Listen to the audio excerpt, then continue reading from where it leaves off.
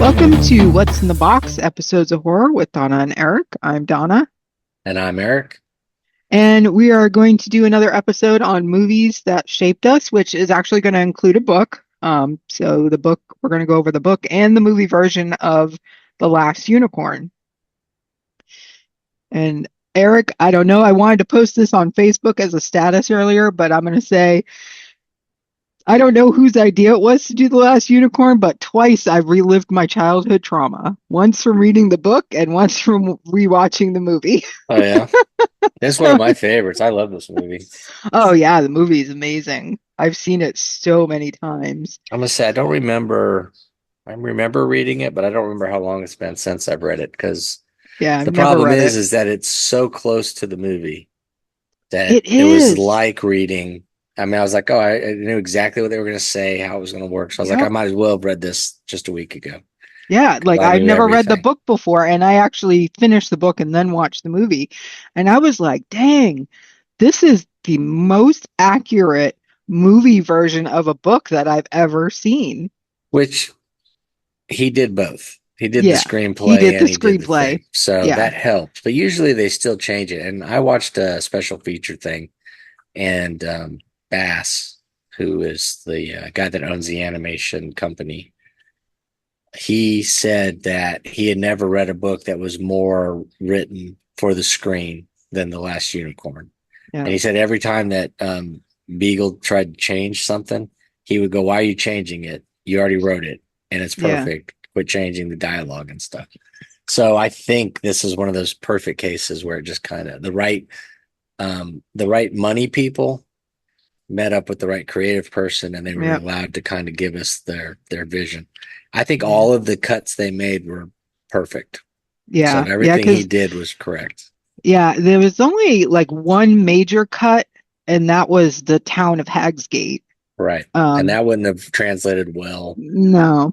with animation. It would have been a little boring, I think. It would have slowed it down a little bit. I think they did a good job just going straight into the Outlaws. Yeah, So, right into the Outlaws and then to the castle. Um, but yeah, man, we've said it a bunch of times that we were watching things that were inappropriate for our age as far as, horror movies go. But we were also watching things that were for our age group that were still like terrifying and traumatic. Like, well, I think, right, all animation in the late 70s, early 80s, they're all yeah, nightmare fuel. yeah, like The So, Secret of Nim, yeah, this, Watership Down, Watership Down, yep, Lord of the Rings, Lord if of the you watch Rings, that, the it's old, pretty yep, intense. yep, And Rankin and Bass, who does the animation for this one, did The Hobbit and Return of the King, and those both have some stuff in it that's pretty crazy. yeah, So yeah, I think that's the cool thing about our generation, though, is that we had. I mean, maybe that's why we embrace the horror stuff as much as we do, because the stuff they made for kids was just as intense. So yeah. I mean, and then you look at things like, Bugs Bunny with the Roadrunner, and he's always trying to kill the yeah, coyote. yeah, It's like or the coyote's always trying to kill the Roadrunner. So, but that was like, I remember just being terrified of the harpy. yeah. She's pretty cool. Um, and then, of course, the Red Bull didn't really scare me as much as King Haggard did. Yeah, yeah, yeah. The way Um, they have them drawn, and the voice actors they got really, I think, ramp up the fear factor in some of the scenes that you yep, get with the Last Unicorn. I think the book itself is a wonderful fairy tale. I don't see it as scary in too many ways, but I can see the horrific elements. Lisa yeah, was talking the other day on, I think it was her personal page, where she was calling out Last Unicorn as something that yep, was yep, horror, that some would name something that's horror that isn't considered horror, and her first thing was Last Unicorn, which I could, like, everything's horror. So in my mind, yeah, I get that. But yeah. yeah, all the different themes that they're dealing with, loss, and dealing fighting change, trying to find Yeah. your true self, and all those kind of Yeah. things. Yeah, you can see And, the elements in there. and Mommy Fortuna. was Yeah. kind of freaky the way in the movie. I In the envisioned her book. when I read her in the when I read the book, I envisioned her a little bit different than what they have her as in the movie, Yeah. but still equally terrifying. And in the movie, her little henchman there, Rook is his Yeah. name, Ruhk. He was terrifying to me as a child too. The Yeah. Yeah. little Because he like, has that, he's like a little hunchback, but he's not really. yeah, yeah, And just a yes man for sure. Strong arms, the yeah, characters, completely morally bankrupt. He yep. doesn't mind that they're fleecing people and that they're capturing animals and doing all that stuff to them.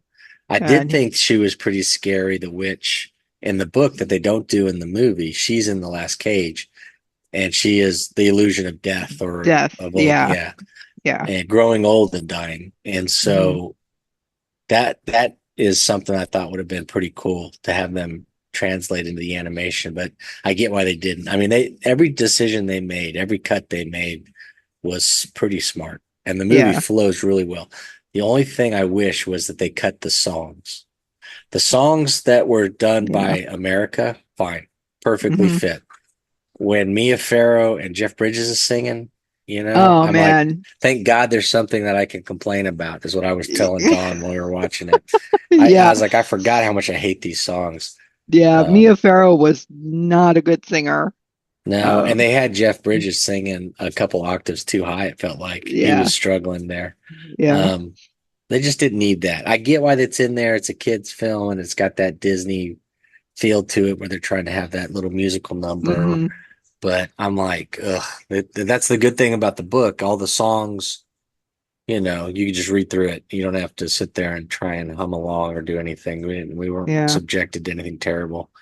yeah, But these songs that was it. That's the low point of the movie is with the, 2 minutes of singing that the characters themselves did. yeah. And for anybody who may not know the story of The Last Unicorn, either from seeing the movie or actually reading the book, I don't really know too many people who have actually read the book. It's, this unicorn, she's living in her forest, minding her own business, and she hears a rumor that she might be the last one, so she decides to go looking, and she finds this. Along the way, she gets captured and makes friends with this inept magician and Schmedrick, Schmendrick, yeah. which And actually basically means inept. It means what is it? A boy in place of a man, or like a boy doing a man's job, or somebody that's yeah, not experienced. And mm, he's supposed to be this big magician, but he's really a Schmedrick. So yeah. They're trying to find the Red Bull, and they pick up Molly Grew along the way. Um, and the unicorn ends up getting turned into a human to escape the Red Bull, and then they go into the evil castle, and they have to find the Red Bull to bring all the unicorns back. So, well, and that's the thing is they didn't even know though. They thought the Red Bull may have killed all the unicorns. She may yeah, be the last, but they didn't know exactly for sure. what was Um, happening? and Yeah. the problem is when she got turned into a human, she started Or did, to become mortal and forget yep, what she was like before. So at yeah. some point, she's ready to give up on the quest, which I thought was interesting. Yeah, she Uh, wanted to just get married to the prince, or, because she finally realized what love was. Um, I and think that, that was a smart thing though, because there is a storyline in the book about how a witch built the castle, yes. Yeah.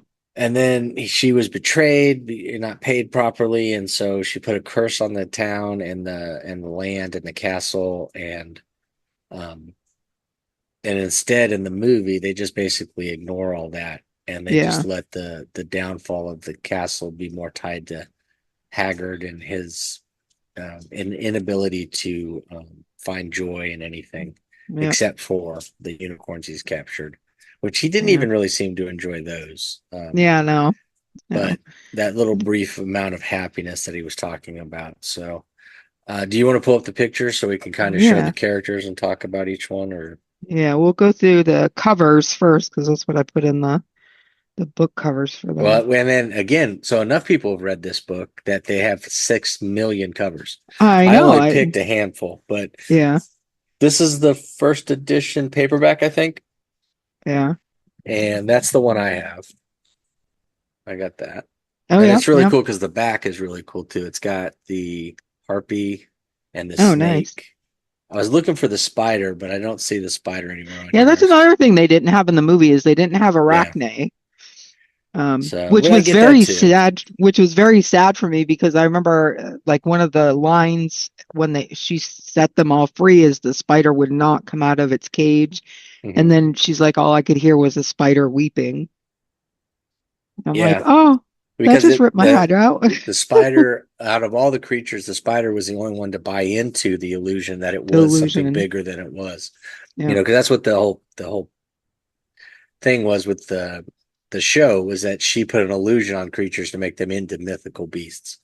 But she had two real ones, the unicorn and the harpy. But Yeah. it's a cool cover. Yeah. I don't like the goatee on the unicorn, but I guess that must have been that's old school Yeah. Well, they're unicorn supposed to be thoughts. the males are supposed to have the little Right. goatee. So, but it makes no sense because she's Yeah. not a guy. Yeah. And then there's this one. This is a cute one. Yeah, just this feels like one that you got in the 70s, like when they did all of Yeah. the cutouts. So I bet you that opened up and there's another page, another So picture there. it's yeah, so it's actually um these images, this is actually I think it's the next cover. Oh no, must be the But it's yeah, close. Yeah, there it yeah. is. So let's go back.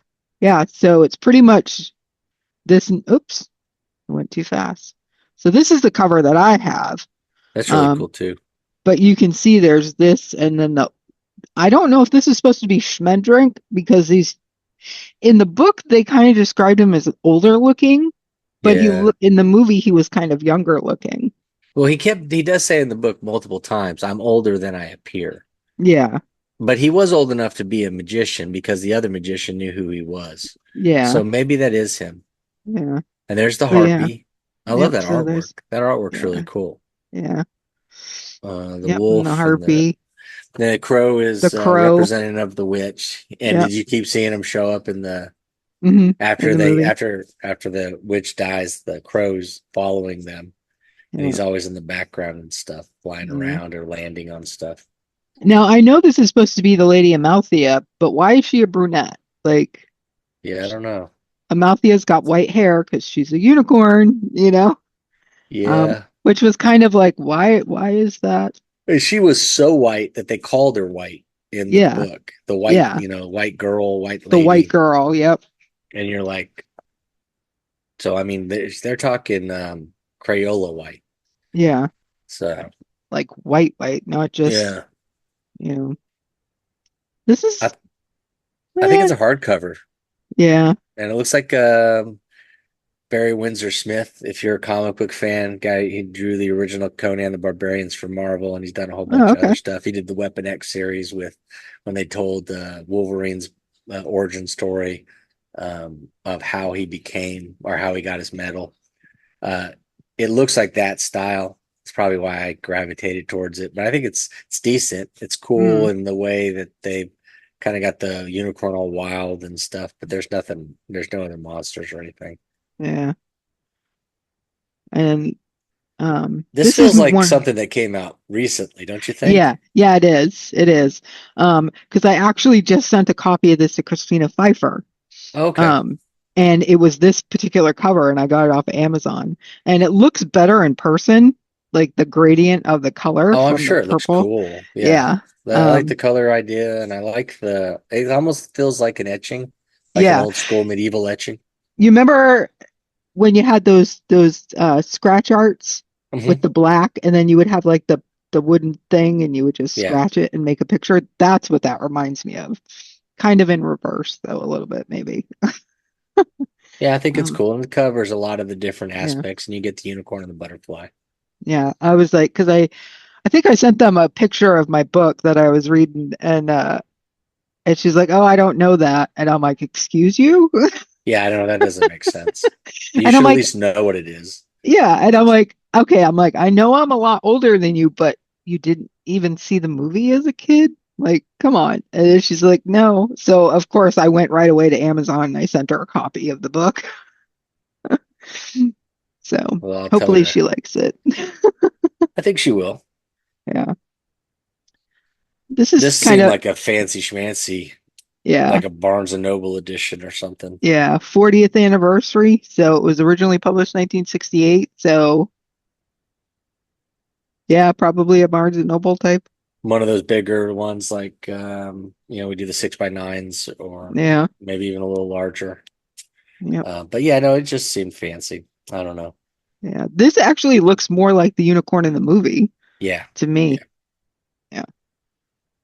And then this is a cool cover too. I thought it was really Um, cool too. It's got that abstract look to it, but it includes everything that's yeah. important. We got the bull, Hmm. we got the castle, the forest, the unicorn, the Or the harpy. harpy's wings. Yeah, Yeah, I thought all of it was pretty cool, and the way they yeah, incorporate everything into it, I was like, yeah, this is smooth. Although it's probably another one of those modern covers, but at least it's a yeah, good modern cover instead yeah, of like that nonsense we get with the thrillers now, where it's yeah, just the title and the color splashed in the background, yep, maybe a silhouette of something. yeah. There is So actually, I think that's the last cover. Oh no, there's one more. This one here.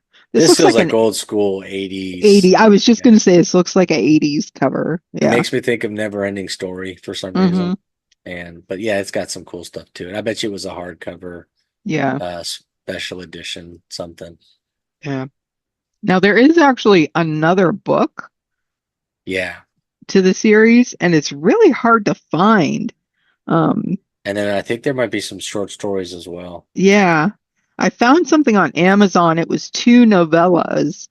Um, because if you look like in Goodreads or in Amazon, it says the last unicorn book one, right? I'm like, okay, well, what are the next ones? And then there's like a 1.5 that's called The Way Home or something like that. And then there's another book that contains two novellas from, but I can't tell if it's the same as I like The think Way that's the Home. stories that he wrote that it's Schmendrick before he meets the unicorn. So it's like a prequel stuff. Yeah. And then on there's a, in the description I read, there's in one of the books that I found it was about a unicorn named Suze, Sooz. So I'm like, is that supposed to be the first unicorn or is this a different unicorn? Yeah, I don't know. Yeah, because I So, haven't read any of the other stuff, so I'm not 100% yeah, sure. But yeah, yeah, there is more stuff if we want to revisit and jump in there. And he's known yeah, for a lot of different things. yeah. Um, But but the this book, is his, was, this is the yeah, one thing though. I mean, I think this is the one that's going to haunt him.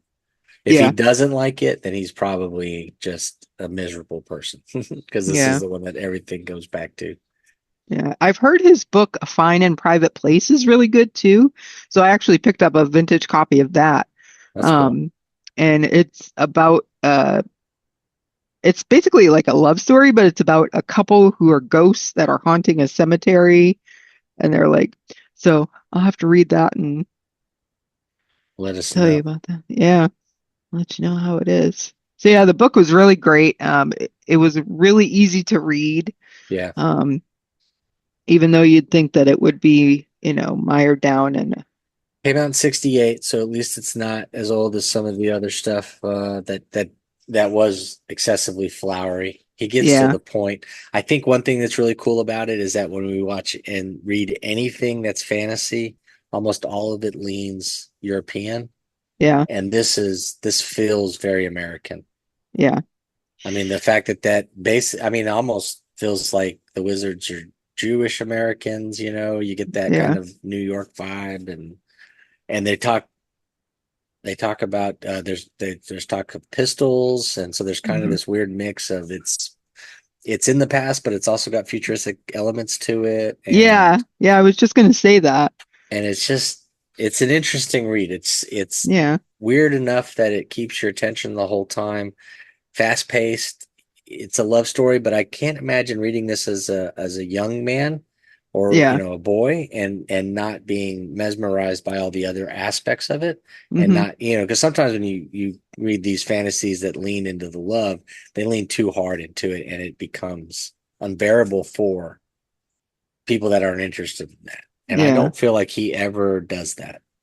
I yeah, think he handles all of it so I don't know. It's amazing how he wrote it especially when you reflect on the age he was when he did write it. So I Yeah. think he How was in old his was he? 20s, Oh, really? mid Wow. 20s maybe, and he's writing. One of the most important characters is the lady they pick up. What's her name again? Molly Grew. Yeah, Molly. And I mean that's a complicated character, of a woman in her 40s. I assume, she's Yeah. older, and just he hit every note perfectly with her. Hmm. The sense of loss and the Wasted choices youth. made, all of that, and Yep. he hits it just right. And it's amazing. And even I saw something where he even said that I was shocked when I go back and look at it. I don't understand how I wrote that character because I didn't have any experience, because he was in his 20s himself. So, Yeah. and you can see he's probably Schmedrick, Hmm. kind of stumbling through life, trying to find his way, knows what he wants to be, but is he there yet? And all the quest itself of him trying to become the man that he would be. Yep. So you could see how he could write that character without any problem, but to hit Molly and not only hit her right, but she's pretty much the backbone of the whole thing. Yep. She's the one that keeps all the other characters kind of together, focused, and moving in the right direction as they all grow from just these characters they're almost all lost. Yep. And And they not just Schmendrick and Lady Amalthea, like Prince Lear as Oh well. yeah, 100%. He is a dumpy, kicking whipping boy, I guess, for the king. And then by the time months into the unicorn being there with them too, I mean, he's become a hero. Hmm. And a So it's poet. yeah, everything he can do to Yeah. try and get her attention.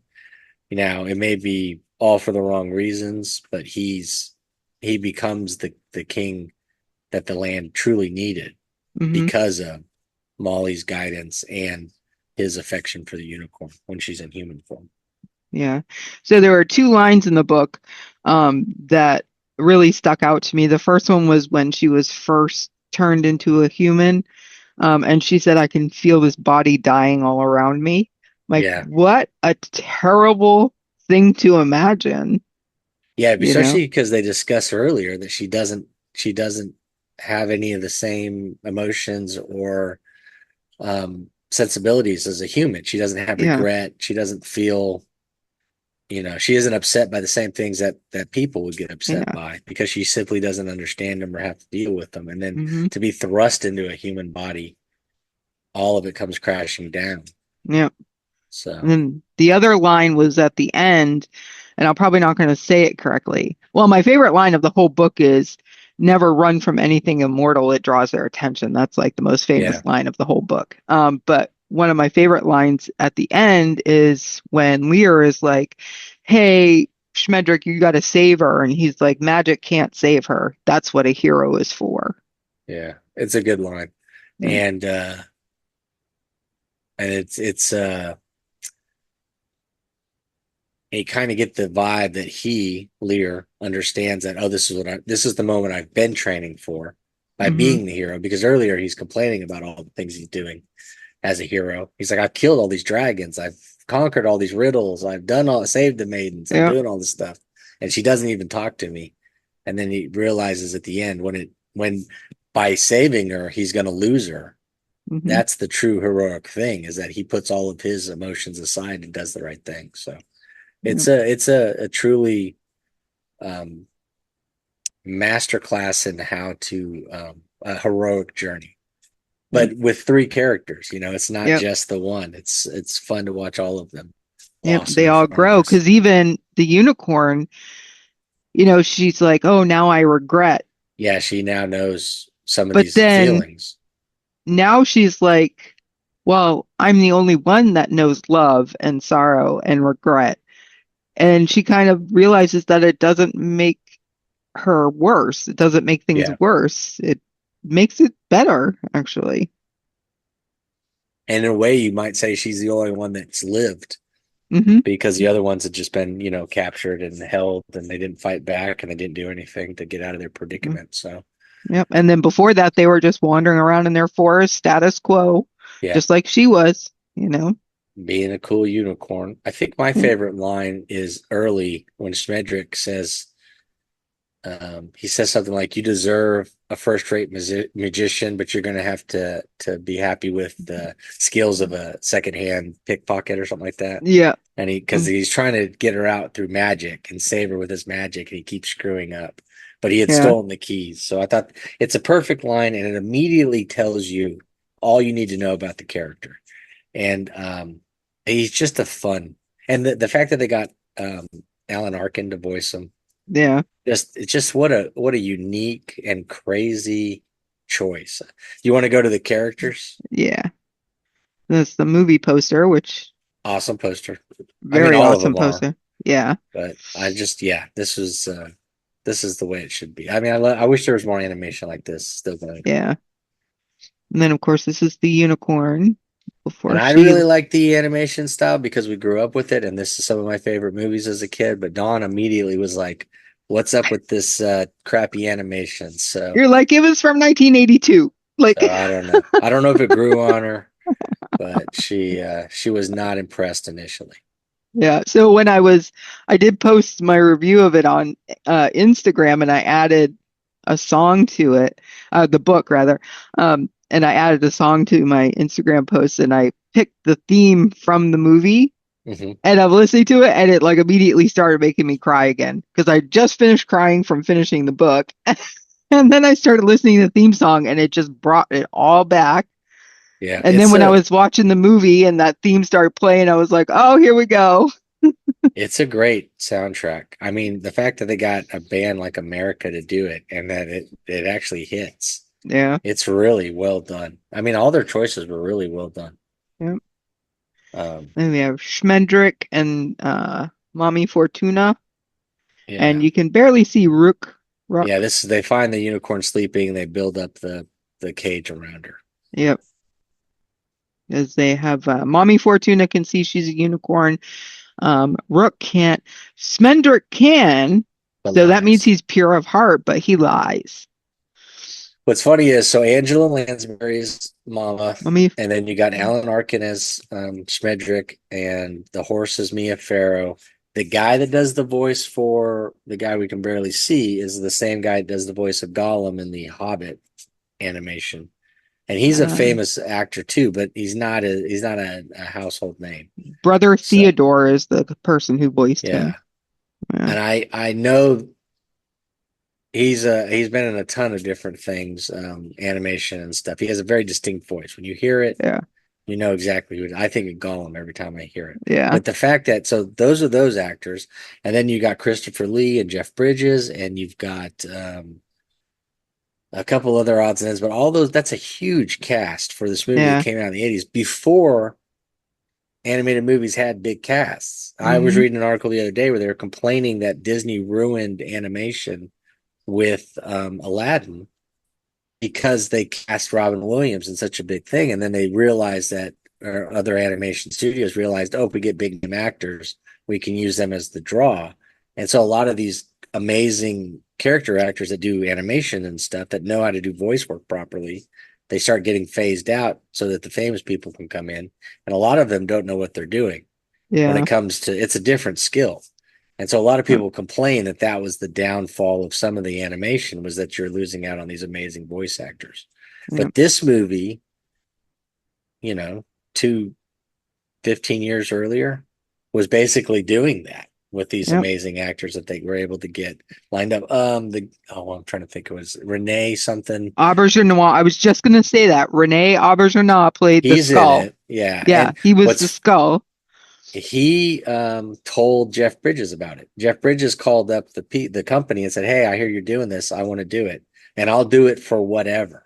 Yeah. So he did it. He was so excited about the project, he did it for next to nothing. So Yeah. And I think he got yeah. So that's look at that. He's just, the skull is just that. I mean, that's an amazing part, but it's like a tiny part, and they still got yeah. this really great actor to do it. But he played that.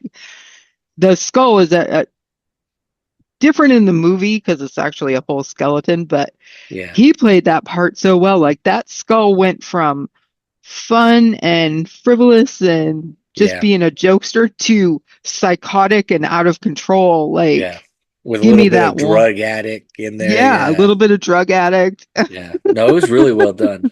It's funny how, um, like I said, just it hit every note right. I don't understand. This should have, and I guess it was a big hit, but I don't know how big a hit it was. Usually the stuff that we loved as kids, they're all cult classic stuff now, Yeah, but at the time they failed. I don't know how this one did, but I think it should be bigger. yeah. And Schmendrick with the unicorn. This And was one she's, of the scenes that made Dawn laugh. She thought it was hilarious when he was juggling the oranges and the way they kept kind of phasing in and out and yeah. becoming one and turning into other things and stuff. And he's like, "Do you want one?" And she's just like, "No, I'm good." Yeah, we don't even know if she does eat as a Yeah, unicorn. yeah. And then Molly grew and Schmendrick. And I don't know the name of the actress that plays her, but apparently it's somebody that was big in the 70s and 80s. Tammy Grimes.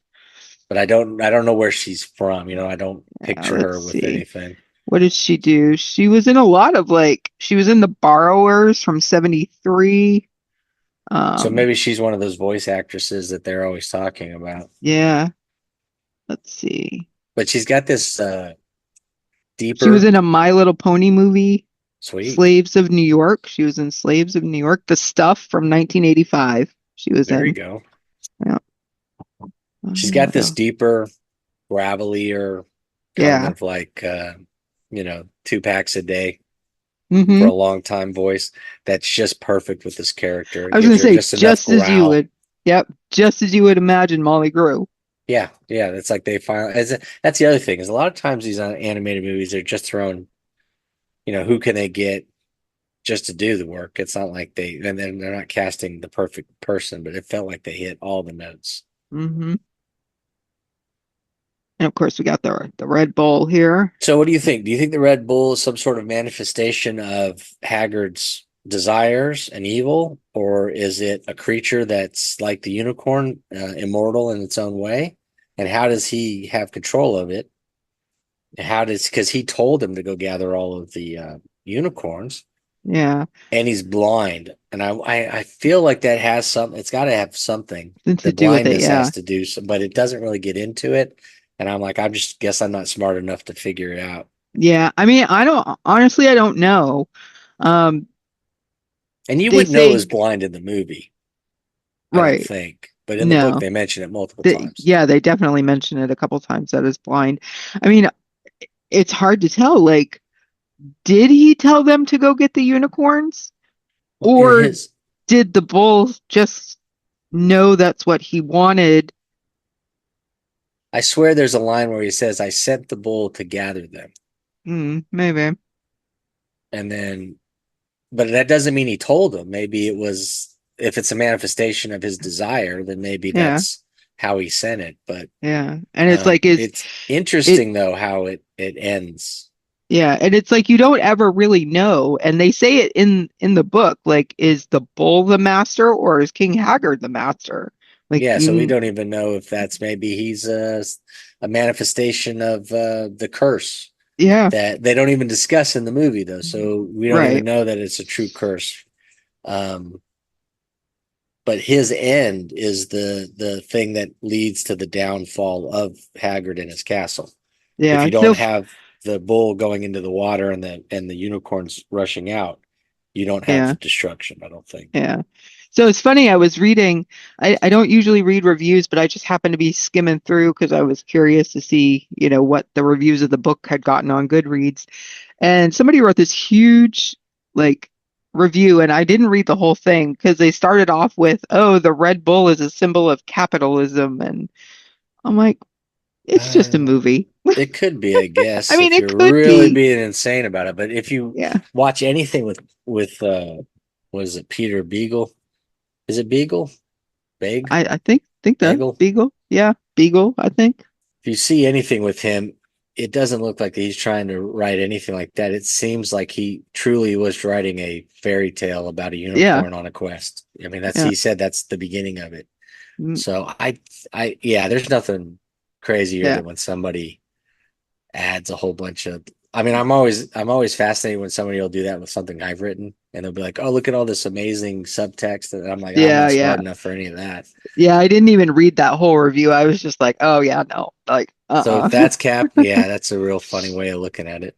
Yeah, I'm like, I Um, can't. I mean, when I read a book, I don't look for underlying messages yeah, if it's unless I know that it's going to be there, and then I yeah, look for it, you know? yeah, but that doesn't even make sense though, because if it's Yeah. supposed to symbolize capitalism, then why is Haggart so thrifty and he doesn't spend any money on anything. He doesn't have any townsfolk or soldiers or anything. He's just him and his son, and Yeah, they and have a then couple guards in the book, but they don't in the have them book, in yeah, the he had thing. 4 men-at-arms in the book, and it said they had like cheap armor and chainmail, and he fed them only what he needed to, Yeah, you know. Um, I so don't yeah, know. he It was just doesn't very, feel like that would be, and that's really, you know what? That's actually a lazy, thought to make it, because I mean, bull. If you isn't there a statue in New York with the bull in the financial district, because yeah, the bull is terminology that they use in stock yeah, trading and all that stuff. So it feels like they learned something in school and decided to superimpose it onto this because there's a giant Red Bull there. But I don't think yeah, it has anything to do with that.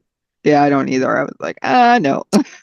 But it's fun when people decide to sell out and really jive into it and push it. Yeah. So, but You know, yeah, another thing that was fun in the movie and the book, more prominently in the book, was how Schmegnick would sometimes refer to humans as the fairy tale, yeah, meaning like unicorns and harpies and the Red Bull are like the real story, and humans are just the yeah, the the little fairy tale. blip. And then at the end, he says to Prince Lear, he's like, um, "I'll read about you when humans are fairy tales and written in books written by rabbits."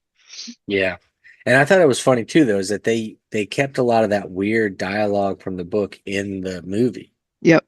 And then, like, I think at one point, doesn't he offer somebody tacos? And Yeah. like, and the fact that they brought up pistols, and they have all these weird, and like when he tells the unicorn to don't worry about hurting his feelings or not being able to help him become a true magician, and she goes, "I'm not worried about it," because she really wasn't. She doesn't have Yeah. that capability. Yeah. I just thought it was cool because and you know how they dumb down stuff when they do cartoons sometimes when they're Yeah. trying to hit it for the kids. Some of those things would fly over the kids' heads, but I think Yeah. land perfectly with us. And the Um, butterfly the too. butterfly's perfect, and Robert The Klein is the butterfly. That's yeah. another big actor, and he's sitting there doing this silly little butterfly part, singing songs, telling poems, and then when she's just about to give up because he doesn't recognize what she is, he goes into that she's a unicorn and the red dragon is there, and don't leave the woods and be careful. And then of course, what does she do? Immediately leaves the woods. Of So course. Yeah. She's like, well, see you later. I gotta go find the Red Bull. yeah, that's a funny, sad picture too in the movie because when she goes to leave, all the animals are lined up there to watch her leave because they've been Yeah. protected by her for so long. Yeah. Well, in the book, they describe that she's living in this forest and it's perpetually spring. Hmm. Like it's never fall, it's never winter, it's never summer, it's always spring. And then she describes, she's like, I know it's winter now, and all of her animals in her forest are cold and the forest is dying because it's never had to go through that cycle. Right. We got this is right after she was turned um, from And a it's funny to unicorn have to her you. be like, "What have you done? What have you done?" After she begs Smedrick to use his magic to save her, so he Yep. changes her into something that the bull would be interested in. Immediately starts yelling at him for doing it, and then Yep. when she becomes conscious, she does the exact same thing. What have you done? Yeah. Better that you And, let the bull have me than to turn me into a human. yeah. So And then she does it again at the end where the bull is going after Lady Amalthea, and she's like, Molly's like, do something. But she'd also yelled at him and said, don't you change her back to a right. unicorn. Yeah, which we all knew that there was no way to get out of it. I think that was Yeah. the perfect cycle of that. Yeah. I feel like if they would have kept her a human, because she asked the same thing. She said, don't let him change me. I'll just marry the prince and be happy Yeah. until we die or whatever. But she wasn't going to be happy. It wasn't going to be a complete story if they did have that quote unquote happy ever after, because he doesn't become the king that he needs to become if she doesn't go back to being the unicorn. Yep. So, I mean, it all fits in perfectly, but you can see how Smedrick ends up having to make the ultimate sacrifice Yep. because he's upsetting all the people that he cares about, all the people that he wishes to keep happy. He's constantly upsetting because he has to carry on with Yep. what needs to be done. And he has to put Mhm. their needs ahead of his, I guess, his happiness as he's constantly getting yelled at and in trouble for the things that he's doing. Yep. And then, of course, King Haggard, which he's way more terrifying in the movie than the way I envisioned him in the book. Well, yeah, like this, and then you put Christopher Lee's voice there, and you're Yep. like, perfect. And he kind of looks like Christopher Lee a little Yeah, bit. he really does. He does have that feel to him with that Yeah. white hair and stuff, that gaze, the Yeah. burning eyes and stuff. There's a story in one of the documentaries where the writer got to meet Christopher Lee the day he does the monologue about the capturing the unicorns, when he's trying to see if she's messing with him, or if she realizes that she's still a unicorn. And I guess he did the whole thing, and the guy meets him and says, "Oh, that was really cool that you read it." And his first reaction was, "Did I do it right? Do we need to do it again?" Like Christopher Lee loved the stories so much that he wanted to make sure that he did right by the writers, and that he wanted to make sure that when it got to the big screen, that it reflected what the writer was looking for, which I thought Yeah. was just a cool note. It just shows Yeah. you how cool Christopher Lee was. Yep. Exactly. And then Prince Lear. And Jeff this is Bridges, and I hate Jeff Bridges, but this is one of the ones I don't mind him. This King Kong, tell me how you really feel about him, Eric. I don't know what it is. I think it was the movie he did with Tim Robbins in the 90s. There's a movie where they play terrorists, like they're like a sleeper cell. Jeff Bridges and his wife, and it's a neighborhood, and he's like gaslighting Tim Robbins. And there's something about that movie I think that's always driven me crazy. And from that point on, I don't remember, I just have never been a big fan of Jeff Bridges. Mm, But he's good in yeah. Tron, I guess. I liked him when he was younger. Tron. Yeah, he was in I Tron. liked him in Yeah. Tron. There's stuff he does though. I just don't like him. But there's other things I've seen him in where I'm like, it's not like I never Julianne Moore. I cannot stand Julianne Moore. But at least Jeff Bridges, there's a few things I can point to and go, oh yeah, that was really good. He did a really good job there. Yeah. This is one of Yeah. them. Yeah. Poor Prince Lear. He's out here slaying dragons and rescuing maidens and solving riddles and killing ogres and bringing all. I love in the book how they describe that he like drags this dragon head up to Yeah. Amalthea's room and like drops it in her room. And And it's she's like he's like, like, hey, it's a dragon's head. This isn't like a little thing, you know. I yeah, drug a dragon's head upstairs. yeah, But in the cartoon, it's a small little, like a very thin dragon, I guess, yeah, because the head wasn't that big at all. yeah. The He's only thing I just wish the smitten. cartoon would have done is make him pudgy and then turn him into the hero. Yeah. But I get why they didn't, because when you Mhm. get there, everything is so lean and barren that it Yeah. makes sense that he would already be lean and barren, because Lean. the Yeah. father wouldn't Yeah. waste any food on him. So Yeah.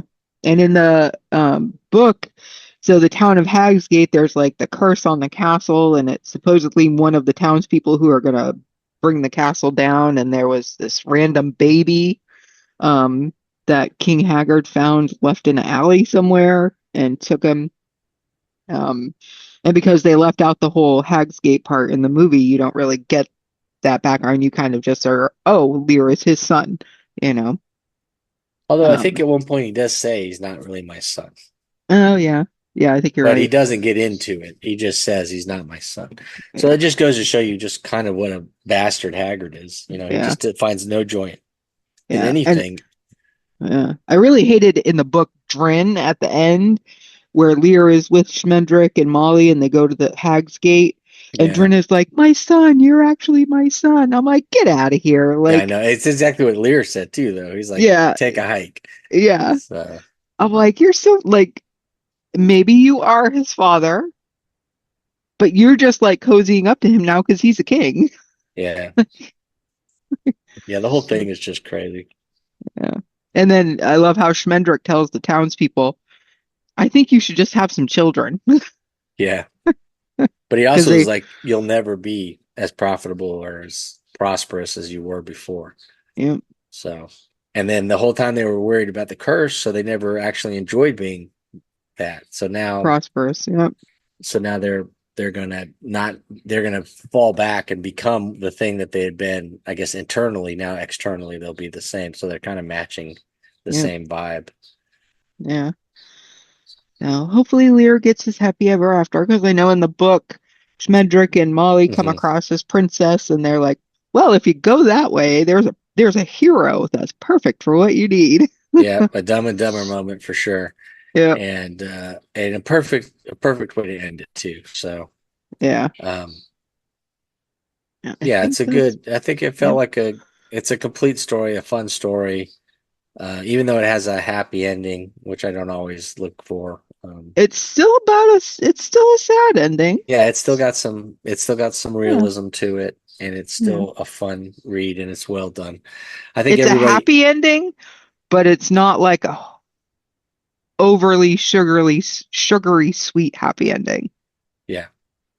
Yeah. Other than the songs, I think you can get away with just watching the movie, though, if you just want to spend an hour and a half Yeah. and not And I dive into the book. loved the way they did the cat in the movie with the peg leg and Made him a the pirate the and everything. pirate. Yes, very funny. The cat in the book is fun as well, and a Yeah. lot of the same lines. So you really Yeah. aren't going to lose too much if you just watch the movie, and it's one of the few cases we can say that. Yeah. I love when the cat says, "No cat ever gave anybody a straight answer." And Truer words I'm like, never been that is a spoken. total cat thing to say. Like that is Yeah, 100% cat right there. yeah. I think, and I mean, growing up, I watched that movie a ton of times. Yeah, So me too. um, it's Yep. the perfect fantasy horror animated adventure you could get. Yep. Yep. It's definitely something that shaped me as a child because that's you know, Yeah, when I was a kid, I wanted anything and everything animated. And we didn't yeah. have access. I mean, we talked about this before. There's no access to these movies at your fingertips. You couldn't turn on your, device and find it on your TV or your PlayStation and watch them. You had to find physical copies Yep. somehow, or have HBO lucky enough Yep. that month to stream it, or whatever movie channel you had. There's Showtime, HBO, and the movie channel. Or they did Uh, a TV Friday night, Sunday night Yeah. movie. If you got lucky enough to find it in the TV guide that it was going to be on USA, Yep. TNT, or maybe if you're lucky, like you said, a local thing or Yep. whatever. But then you got commercials and all that stuff Hmm. if you're taping it in Yeah. your VHS and stuff. But it was nothing cooler than going to the video rental store, mom and pop place, and finding that they've got one of these movies. Yep. And a lot of times they didn't know what to do with them. Sometimes you'd find them in the kids section. Hmm. Sometimes you'd find them in the fantasy or the horror sections, some of these movies. And so that was always cool too. If you just found anything animated that wasn't just Care Bears or whatever. So Yeah. Yep. Animated movies were the best. Um, yeah, I loved all the animated movies. Anything that I couldn't get. One of my favorite animated movies from back in the day, which is probably not a good thing to admit. My parents were not bad parents. Heavy Metal yeah. was like one of my favoriteest animated movies, and it was kind of terrifying in parts. Yeah, no, 100%. I mean, that's a horror movie. And what's Yeah. funny is that it was yeah, I mean, it didn't come out for people to purchase until the mid to late 90s. Because I Yep. remember when they released it again, they re-released it in theaters and they finally got the rights from the music people so that they could do the DVD, VHS releases. Yeah. Um, so now you can easily go see it. But there was a period, it's a stretch where it Hmm. was difficult it was like one of those holy grail moments if you got a chance to see it or catch it or Yep. whatever. You have to go buy a bootleg at a convention Hmm. from the guys selling, copies of copies of copies. And another animated movie that I always found had very terrifying parts was Unico and the Island of Magic. Um, just the villain was just like terrified me as a kid. And he wasn't anything weird looking, just the animation and the way he had his voice and like the effects when he was like attacking and stuff. Yeah. Well, that's Crazy. that period of time, the late 70s, because I mean, you had Black Cauldron. That one's pretty intense, and Hmm. Rock and Rule, and you had all of the stuff that Ralph Balsky was doing. Most of that was for adults, anyways. But if you got any of that stuff's pretty gritty and grim. And then the few things he did, like Fire and Ice and Lord of the Oh my Rings, God, those are Fire and terrifying. Ice was So amazing. all I of just those, actually watched that last month. it's a great movie. I watch it all the time. I love that Oh, movie.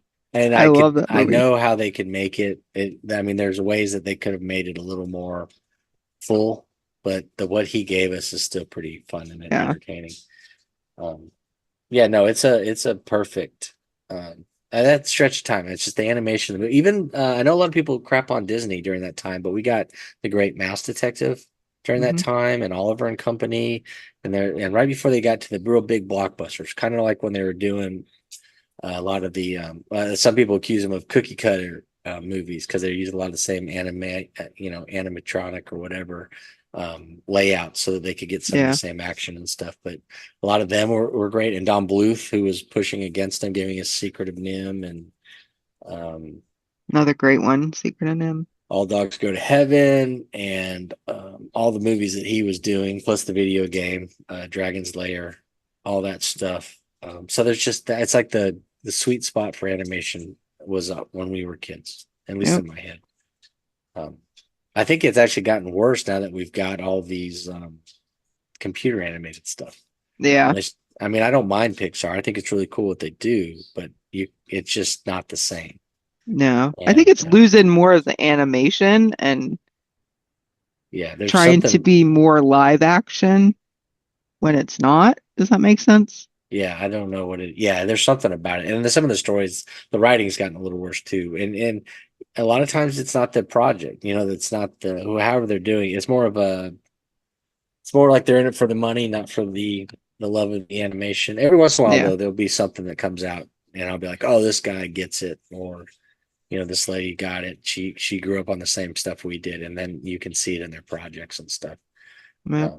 But yeah, some of this stuff just I could easily get lost into 80s animation. Oh Because yeah. even if, because then we need to start talking about the Saturday morning cartoons and all the greatness there and all the different Mhm. series that we got and the things that they ran Thundar the during the, Barbarian, who said by the year 2000 it would be yeah. like a post-apocalyptic wasteland. Yeah, well, Road Warrior happened in 2021, Yeah, so yeah, we yeah. should all be wearing hockey masks and diapers, I guess. But You it's first.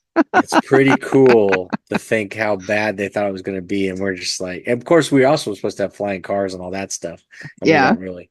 We're lucky to have like Coke Zero. I guess that's their big achievement right now. Yeah. So I'm trying to think. I have yeah, here it is. I do have a pretty cool one that came out recently. I can get it out of the. I have it with my horror movies because it kind of is. It's called The Spine of Night, Ooh. and it's a cosmic dark sword and sorcerer kind of thing. I guess it must have been on Shutter because I have a coupon inside here for Shutter, but it's got some really cool Oh wow. That is interior pretty art. badass. And this is like some guy's like personal project that he worked on for like years in his house doing the animation. It's got Fire and Ice vibes to it though. It's a pretty fun watch. I'll So have to check that's that one of the out. more recent ones that have come out that made me think of old school animation and the fun that they used to do and stuff. And it's Yeah. R rated, so you get a whole bunch of craziness in it too. So Nice. Yeah, it's more recent, but it's still for me it felt like it was the older animation type was Vampire Hunter D. yeah. And Castlevania on Netflix that had that Yeah. vibe to it. Yeah. So it is cool. I'm not saying that they definitely have totally abandoned all that, but um, It's it more just wasn't rare. as it wasn't as cool as when we Yeah. were kids. It doesn't feel that Yeah. way. So Yeah. Yeah, The Last Unicorn, the book. or the movie. Like Eric said, if you watch the movie, you're really not losing a whole lot of the book. I did find it a great experience to read the book. Um, Oh yeah, for so 100%. It should be one of those that you have read, yeah, especially if you like fantasy and you know, sword and sorcerer, that kind of stuff. If you're a fan of any of that kind of stuff, you should read Glass Unicorn. yep. And definitely watch the movie because you have to watch it at least one time in your life. Um, yeah, And we so and we hate the songs, so don't come at us about the songs. You have to sit through it like we did, but the rest not of it's all the good. songs, just when No, Mia Farrow and Jeff, Jeff Bridges were yeah, singing. just a 2 minutes Mia of torture. Mia Farrow was the worst. I was like, oh my God, should I fast forward through this? Yeah, yeah. I don't remember it being that bad. Maybe that's why I don't like musicals. Right. Yeah. No, Because this definitely was not the. I was like, nowadays they would have hired somebody else to sing that, and they yeah, just would have given her credit. But um, I was shocked that they didn't do that then. yeah, I was like, whoa. Anyways, thanks for checking out. We'll have you can find the movie on Amazon Prime. And of course, you can find the book on Amazon. I don't remember what other streaming services you can find the movie on, but I'm sure a quick Google search will. Yeah, I watched my Blu-ray, so I Did you? guess if you Yeah, give me enough chance, if you give me enough notice, we can watch it. We yeah, can watch it here. So yeah. Next year at TAC, we'll do maybe a we'll, Last Unicorn, and screening. Yeah, we'll have yeah, to and see if I'll we can get the serenade. rights. Yeah, I'll serenade Dawn. There you go. So yeah, so thanks for checking it out, and we will see you on the next episode. Take it easy.